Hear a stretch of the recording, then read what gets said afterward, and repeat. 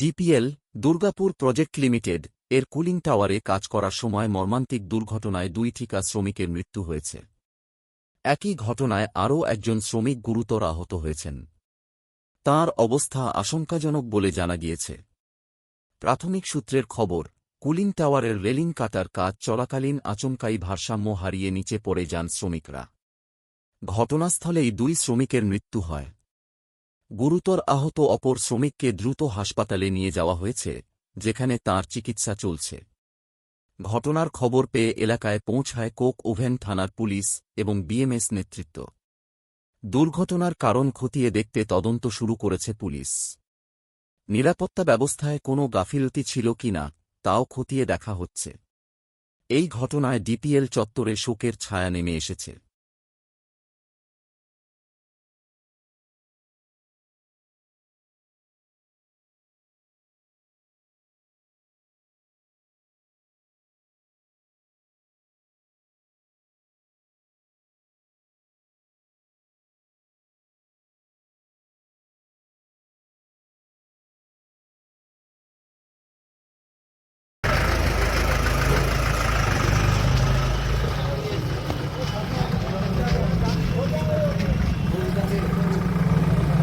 দাঁড়াও একটু দাঁড়াও।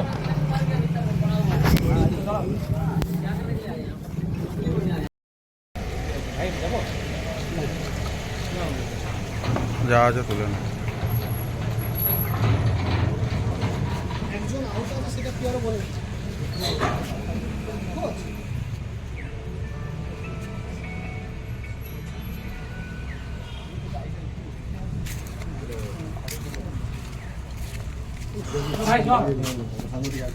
বাইক নিতে হবে ঠিক আছে।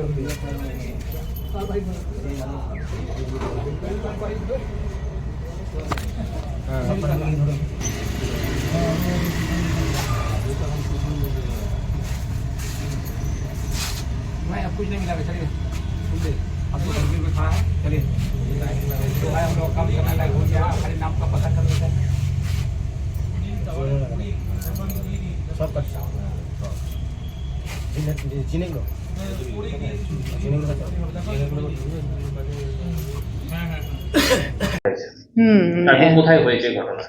এটা ঘটেছে 7 নম্বর কুলিং টাওয়ারে।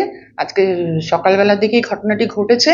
আমাদের দুজন অস্থায়ী শ্রমিক কর্মী উপরে কাজ করছিলেন, কুলিং টাওয়ারের মাথায় উঠে হঠাৎ পড়ে গিয়ে ওনারা দুজনেই স্পট ডেড হয়ে গেছেন।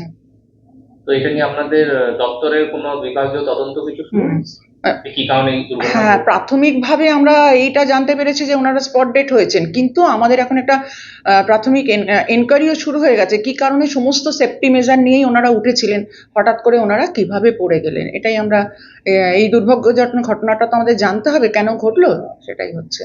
পুলিশ চলে এসছেন, সব ব্যবস্থাগুলো আমরা আপডেটটা হলে আবার আপনাদের পরে জানিয়ে দেবো। আপনার নাম? Swagata Mitra, PRO, Durgapur postal limited.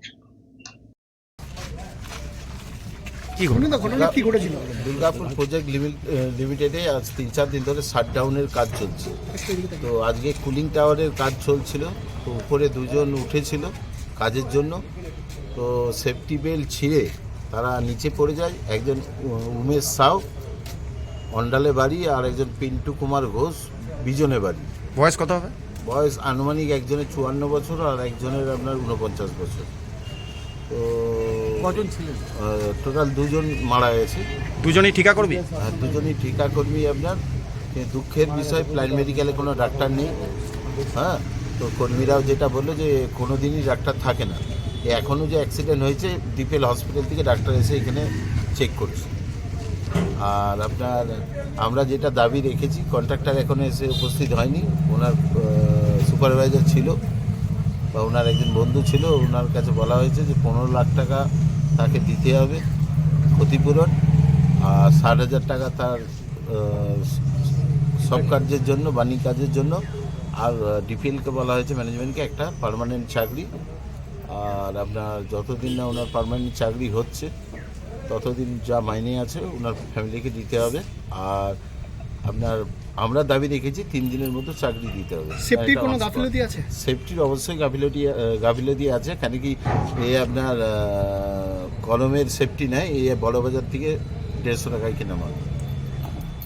আর সেফটি বেল্ট থাকলে মানুষ হ্যাঙ্গিং হয়ে যায়, কিন্তু সেফটি বেল্ট ছিল না বলে এখনও উপরে একটা হাত ঝুলছে, যেটাকে ম্যানেজমেন্ট বা ফায়ার ব্রিগেড কেউ নামাতে পারবে না বলছে। তো আমরা এসডিআরএফকে ফোন করার জন্য বলেছি, তো সেটা ডিসিশন নিচ্ছে প্রশাসন। কি নাম? একজন শ্রমিক আহত আছে বলে খবর পাওয়া যাচ্ছে, সেরকম কিছু না, সেরকম কিছু বললো না, আমাদের দুজনের কথাই বলেছে। কি নাম আপনার? আমার নাম মিন্ময় ব্যানার্জি, জেলা সম্পাদক, পশ্চিম বর্ধমান।